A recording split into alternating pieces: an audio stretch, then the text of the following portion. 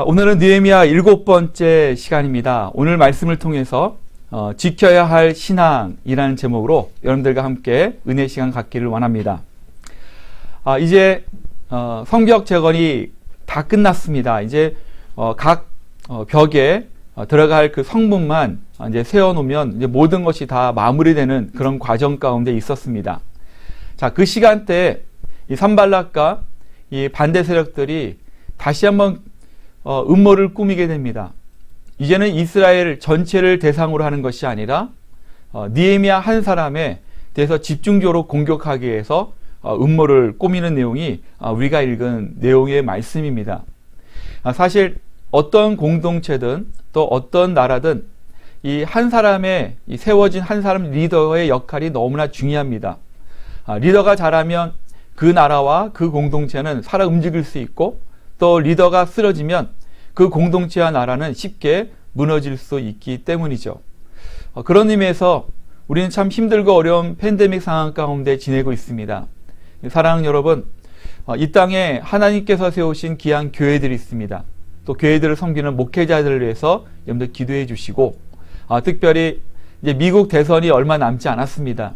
하나님을 경외하는 하나님께서 예비하신 귀한 대통령이 세워질 수 있도록 여러분들 기도로 협조해 주시면 감사하겠습니다. 특별히 주빌리 교회 우리 팀장님들이 있고요, 또 목회자들이 있습니다. 여러분들 리더들을 위해서 계속해서 기도해 주시기를 부탁드립니다. 오늘 함께 읽은 6장 전체 내용을 보면 산발락과 그 반대 세력들이 느헤미야에 집중적으로 공격하는 내용이 나오는데, 이 내용, 이 음모의 내용을 통해서 느헤미야는 세 가지의 어려운 시험과 고난의 시간을 갖게 됩니다. 이 시험과 고난의 내용들을 경험하는 이 느헤미야의 모습을 통해서 느헤미야는 자기가 가지고 있는 하나님에 대한 그 신앙, 하나님에 대한 믿음을 어떻게 지켜나가는지에 대해서 여러분들과 함께 살펴보는 시간들을 갖도록 하겠습니다. 자, 첫 번째, 느헤미야가 만난 시험은 속임수와 유언 비어를 통한 협박을 받게 됩니다. 느헤미야 6장 2절 말씀을 보니까 이런 말씀이 있습니다. 산발락과 게셈이 내게 사람을 보내어 이르기를, 오라 우리가 오너 평지 한 촌에서 서로 만나자 하니 실상은 나를 해하고자 함이었더라. 여기 말씀을 보니까 산발락과 그 반대 세력들이 느헤미야에게 사람을 보냅니다.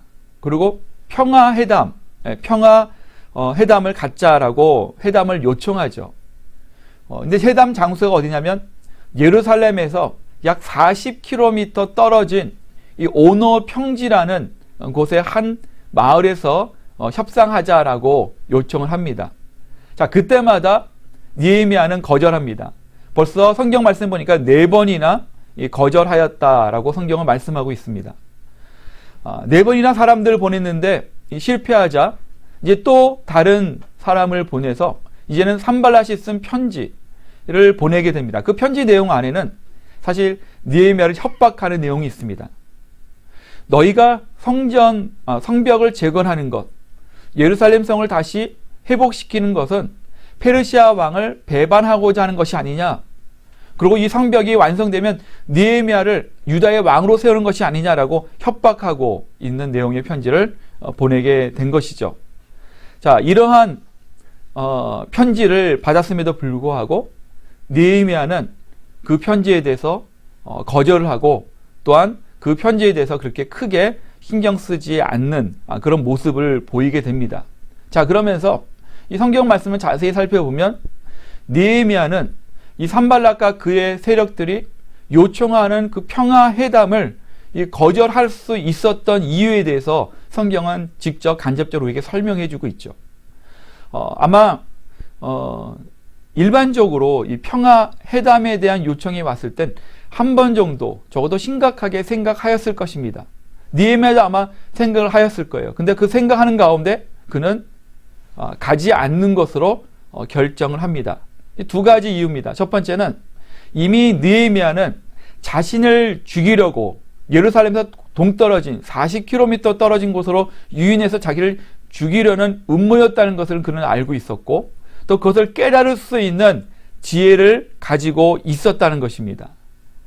자, 어떻게 느헤미야는 그것을 결정하고 판단할 수 있는 그런 지혜로움이 있었을까? 저는 말씀을 묵상하면서 한 가지 단어가 떠올랐습니다. 그것은 무엇이냐면 느헤미야는 하나님을 향한 믿음을 가지고 있는 사람이었습니다. 하나님을 믿고 의지하는 사람들에게는 그 순간순간 판단할 수 있는, 결정할 수 있는 하나님의 지혜가 임할 수 있다는 것입니다.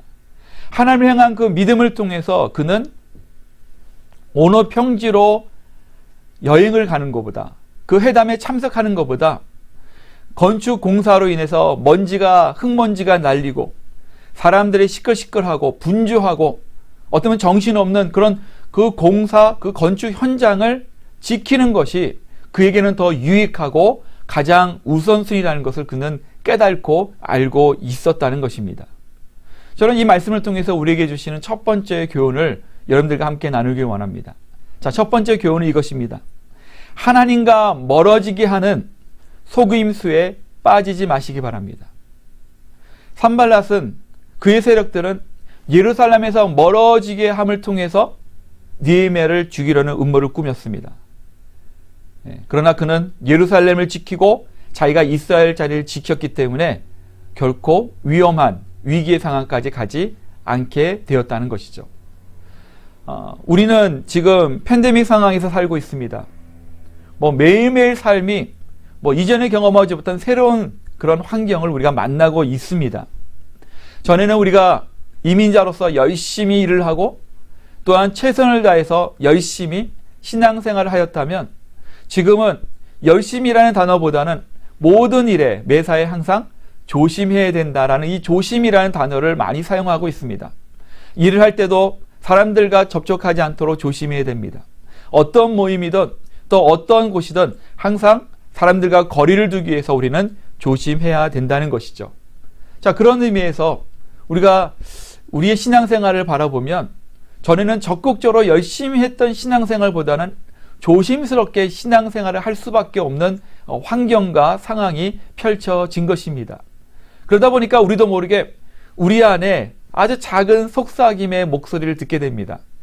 지금은 팬데믹 상황이고 코비드 19 때문에 위험하니 우리가 지금 열심히 하는 것보단 조금 더 조심해야 된다라는 그런 생각의 음성들, 그런 목소리를 듣게 됩니다. 그러면서 우리에게 찾아오는 말들이 있죠. 자, 이참에 신앙생활을 좀 쉬엄쉬엄 하자. 오늘 할 것 좀 나중에 하면 어떨까라는 영적인 나태함에 빠질 수 있는 그런 위험 요소가 있다는 것입니다. 실제 요즘에 우리가 이렇게 줌으로 예배를 드리고 또 온라인 영상으로 예배를 드리다 보니까 신앙이 약하신 분들 또 적극적으로 신앙생활 하지 못하신 분들 중에 많은 분들이 교회와 예배의 자리를 떠나신 분들이 많이 있는 것을 볼 수 있습니다. 사랑하는 여러분, 우리가 팬데믹 상황 가운데 어려운 상황 가운데 우리가 살고 있지만 우리가 지켜야 할 신앙, 우리가 있어야 할 자리를 우리는 분명히 지켜야 된다는 것입니다. 만약에 느헤미야가 어느 평지로 갔다면 그는 죽음을 당할 수도 있었을 것입니다. 마찬가지로 그가 예루살렘을 지키고 자기가 하나님께서 맡겨준 하나님의 큰 역사, 큰 일을 감당하는 자리에 있었기 때문에 그는 생명을 보존할 수 있었습니다.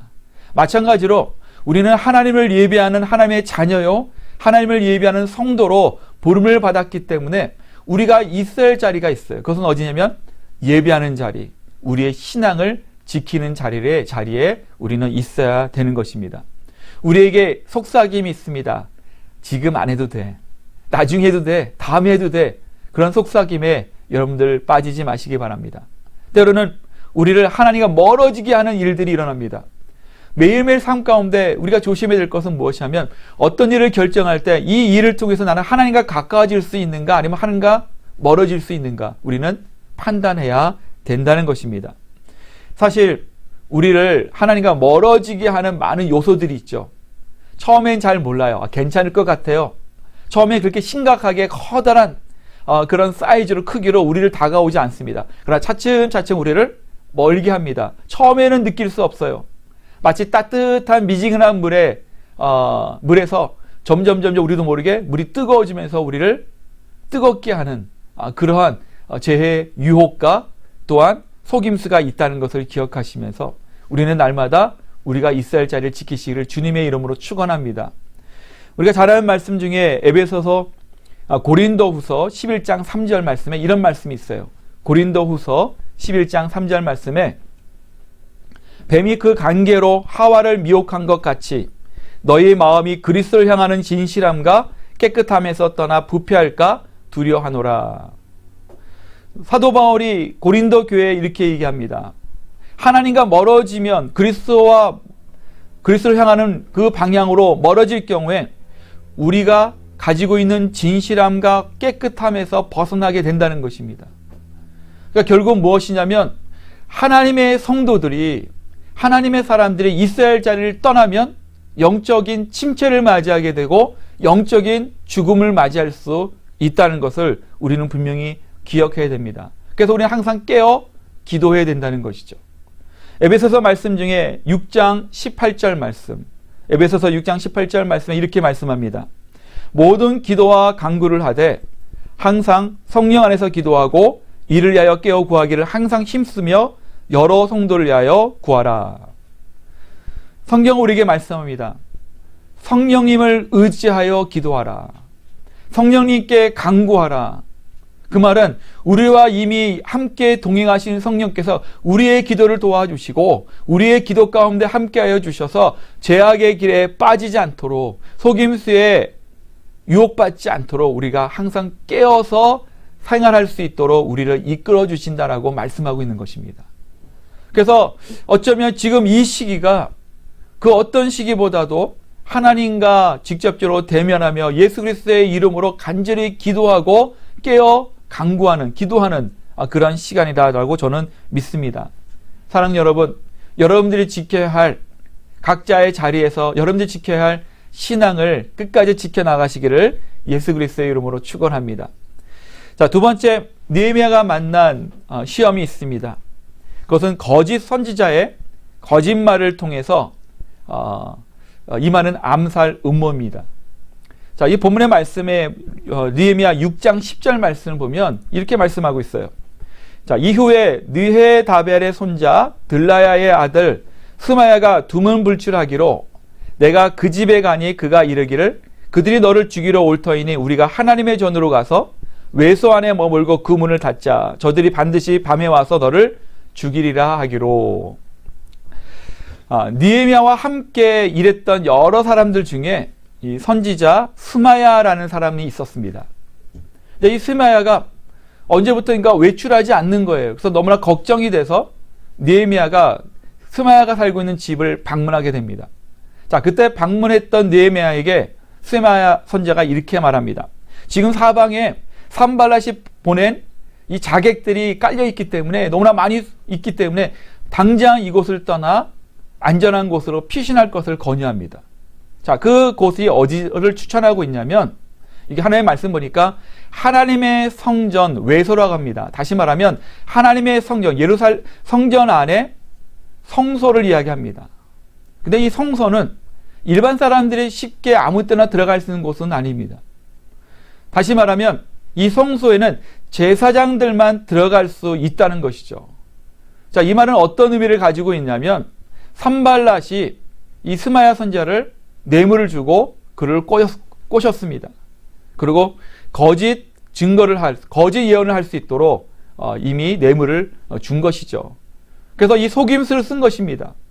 산발랏의 속임수에 이 스마야가 산발랏의 뇌물에 꼬임을 받고 느헤미야에게 이 잘못된 말씀을, 잘못된 증언을 하게 했다는 것이죠. 자, 이 말씀을 통해서 우리가 읽어봤지만 어떤 결정을 하게 됩니까? 느헤미야는 가지 않습니다. 자, 6장 11절 말씀 볼까요? 내가 이르기를 나 같은 자가 어찌 도망하며 나 같은 몸이면 누가 외소에 들어가서 생명을 보존하겠느냐? 나는 들어가지 않겠노라 하고. 자, 이 말씀은 어떤 말씀이냐면 하나님께서 정하신 말씀에 대해서 나는 분명하게 지켜내겠다는 거예요. 순종하겠다는 것입니다. 하나님의 말씀을 지킨다는 것을 고백하는 것이죠. 자, 이 말씀을 자세히 살펴보면 느헤미야의 신앙이 어떤 신앙인지 알고 있습니다. 사실은 일반적인 상황에서는 당연히 하나님의 성전 안에 있는 성소 안에 들어가야 돼요. 거기가 가장 안전한 곳이기 때문에 아무나 들어올 수 없기 때문에 그곳만큼 안전한 곳은 존재하지 않습니다. 당연히 그곳에 들어가야 돼요. 그런데 느헤미야의 믿음, 느헤미야의 관점은 다르게 보았습니다. 그것은 무엇이냐면 하나님의 말씀을 순종하는 것이 가장 안전한 곳이에요. 하나님의 믿음의 길을 따라가는 것이 가장 안전한 곳이라고 그는 믿고 고백하고 있다는 것입니다. 나중에 이 일이 다 밝혀졌죠. 나중에는 느헤미야도 알게 되었습니다. 뇌물을 받고 스마야가 거짓 말을 한 것을 그는 알게 되었다는 것이죠. 저는 이 말씀을 이렇게 보면서 우리가 참 위험하고 또 불안전한 이 땅에 우리가 살고 있습니다. 때로는 우리가 생각하지 않던 많은 시험과 고난이 우리를 찾아옵니다. 자, 그럴 때마다 우리가 피해야 할 곳이 어딜까?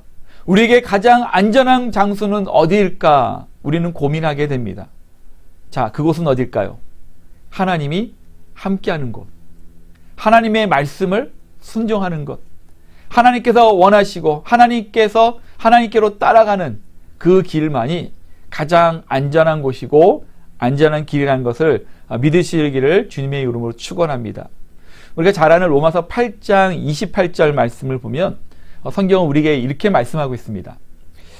우리가 알거니와 하나님을 사랑하는 자 곧 그의 뜻대로 부르심을 입은 자들에게는 모든 것이 협력하여 선을 이루느니라. 아멘. 우리가 만나는 시험과 고난이 있습니다. 그러나 우리가 하나님을 믿음으로 바라보고 하나님의 주어진 말씀에 최선을 다하여 순종하는 믿음의 자세를 보일 때마다 하나님은 우리 가운데 역사하시는 성령님을 통해서 그 어렵고 힘든 시험과 환난을 어떻게 바꿔주세요? 모든 것을 협력하여 성령님을 통해서 선하게 바꿔 주신다는 거예요.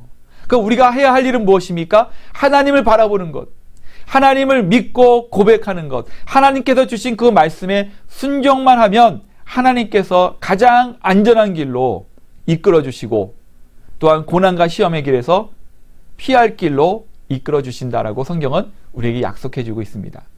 이 말씀을 통해서 우리의 믿음을 지키시고 또 주님만을 바라보시기를 예수 그리스도의 이름으로 축원합니다. 자, 세 번째, 느헤미야가 만난 시험입니다. 어떤 시험이냐면 계속해서 찾아오는 시험이에요. 말씀을 보니까 끊임이 없습니다. 우리가 지금까지 계속 느헤미야 시리즈를 통해서 느헤미야가 만나는 여러 가지 그런 삶에서 또 사역 가운데 찾아오는 고난을 좀 발견하고 있지 않습니까? 끊임없이 찾아옵니다. 끊임없이 시험을 통한 음모가 느헤미야를 괴롭히고 있는 것이죠. 성경 말씀을 보니까 이제 느헤미야와 이스라엘 백성들이 이제 성벽 재건과 이제 성문까지 모든 것이 다 끝납니다. 말씀을 보면 15절 말씀을 보니까 52일 만에 이 성벽 재건이 완전히 완벽하게 공사가 마무리되었다라고 성경은 말씀해 주고 있어요. 자, 그런데 이 말씀을 통해서 유독 한 사람에 대해서 성경은 아주 자세하게 설명하고 있습니다. 그 사람이 누구냐면 도비야라는 사람이에요. 도비야는 어떤 사람입니까? 암몬 족속의 이 자손입니다. 이 암몬 족속은 역사적으로 이스라엘 백성들에게 해를 끼쳤던 민족이에요. 그 중에 예를 하나 들면 모세를 통해서 이스라엘 백성들이 출애굽할 당시에 이스라엘 백성들이 가는 길을 막았던 여러 민족 중에 한 민족이 암몬 족속이었습니다. 자, 그런데 이 암몬 족속 출신의 도비야가 어떤 사람과 결혼하냐면 여기 말씀을 보면 스가랴라는 유대인의 사이가 됩니다. 그리고 도비야의 아들은 무슬람이라는 유대인의 딸과 결혼을 하게 되죠. 그러니까 결국 하나님의 말씀에 불순종한 귀족들이 도비야와 이 결혼 관계를 통해서 친인척 관계로 발전하고 아주 친밀한 교제를 할 수 있는 그런 관계로 발전하게 되는 것을 봅니다. 자, 그런데 느헤미야 6장 19절 말씀 보니까 이렇게 말씀하고 있어요. 그들이 도비야의 선행을 내 앞에 말하고 또 내 말도 그에게 전하매 도비아가 내게 편지하여 나를 두렵게 하고자 하였느니라. 자, 여기 말씀을 보니까 느헤미야를 적대시하는 이 도비아에게 그와 관계된 많은 귀족들이 느헤미야의 일거수일투족을 다 파악해서 보고하고 있었다는 거예요. 이런 사실을 느헤미야가 알게 되니까 얼마나 긴장하게 되었을까요? 이제 하나님께서 계획하신 하나님의 그 예루살렘 성전의 성벽을 다 재건하였고 공사가 다 끝났어요. 그러면 이제 편안한 시간, 또 안전된 시간이 와야 되는데 그런 시간이 오지 않는 거예요. 오히려 더 느헤미야의 상황은 더 긴장감을 가져오는 일들이 일어납니다. 도비아와 또한 자신의 동적인 유대인들, 특히 귀족들이 자신의 모든 상황을 도비아에게 보고하고 있는 그런 일들이 일어나고 있었다는 거예요. 저는 이 말씀을 보면서 우리의 인생도 마찬가지 같습니다. 한 가지 시험을 끝내면 또 다른 시험이 찾아옵니다. 또 한 가지 일을 마치면 또 다른 일이 터집니다. 아마 지난 한 주간도 여러분들 많은 일들이 있었을 거예요. 지난 한 달 동안 여러분들의 마음에 또 걱정이 있었고 근심도 있었습니다. 근데 하나님의 은혜 가운데 잘 마쳤죠. 잘 끝냈습니다. 자, 그런데 우리를 찾아왔던 그 시험과 고난과 걱정과 근심거리가 이제 다 끝나서 더 이상 없나요? 아니요. 계속해서 우리의 일상에 찾아오는 수만 가지의 걱정과 근심과 때로는 시험과 고난들이 너무나 많다는 거예요. 어쩌면 우리가 이 땅에 사는 동안 우리가 끊임없이 만나고 또 마치 이 코로나 바이러스가 우리의 삶 가운데 우리의 일상의 한 부분이 되었듯 우리의 여러 가지 그런 수만 가지의 문제가 우리 일상의 한 부분으로 항상 찾아오고 우리를 흔들고 어렵게 하고 긴장하게 한다는 것입니다. 자, 그러면 우리의 삶 가운데 이러한 일이 일어나고 있는데 또 느헤미야의 삶도 이렇게 동일하게 일어나고 있는데 이 상황과 환경을 통해서 우리에게 주시고자 하는 하나님의 은혜는 무엇인가? 세 번째 우리에게 주시는 은혜는 이것입니다. 시험과 고난은 주님의 은혜로 우리를 인도하는 도구가 될 수 있다는 거예요. 시험과 고난은 주님의 은혜로 우리를 인도해주는 도구가 될 수 있다는 것입니다. 자, 우리의 삶도 사실 이런 팬데믹 상황에서 계속 찾아오는 그런 어려운 일들이 있죠. 근데 하나님은 우리의 삶을 계속해서 피폐한 삶으로 인생의 그런 침체기에 빠져서 완전히 낙심과 낭만과 그 다음에 절망 가운데 빠져든 인생으로 내버려 두지 않으신다는 거예요. 어려움 가운데 구원해 주시고 힘든 상황 가운데 구출해 주시고 좋은 길로 평탄한 길로 계속해서 우리를 이끌어 가시고 보호하시고 인도하시는 분이 우리 하나님이신 것을 여러분들 믿으시길 바랍니다. 자, 그러면서 우리에게 주시는 은혜가 있어요. 그것은 무엇이냐면 우리가 만나는 걱정과 근심과 시험과 고난을 통해서 우리가 연약하다는 것을 고백하게 하시고 그 연약한 가운데 강하신 주님의 은혜를 경험하게 하는 그 은혜의 자리가 될 수 있다는 것입니다. 그래서 우리의 삶의 순간순간 그 시험과 고난이 우리를 힘들게 하지만 그것을 통해서 우리는 하나님의 은혜를 경험하게 돼요. 우리의 연약함을 발견하게 되지만 그와 반대로 하나님의 강하신 은혜와 능력을 경험하게 된다는 것입니다. 또 한 가지 우리에게 주시는 은혜는 성령님을 통해서 그 시험과 환난과 고난의 시간을 지나면서 우리에게 영적인 명령력을 주신다는 거예요. 이 경험을 통해서 우리의 영적인 상황을 더 강하게 세워주신다는 것을 성경 우리에게 말씀해주고 있습니다. 자, 우리 고린도후서 12장 10절 말씀 볼까요? 고린도후서 12장 10절 말씀을 보니까 사도 바울이 이렇게 고백합니다. 그러므로 내가 그리스도를 위하여 약한 것들과 능욕과 궁핍과 박해와 공고를 기뻐하노니 이는 내가 약한 그때의 강함이라. 아멘. 지금도 우리는 어려운 가운데 낙심할 수 있어요.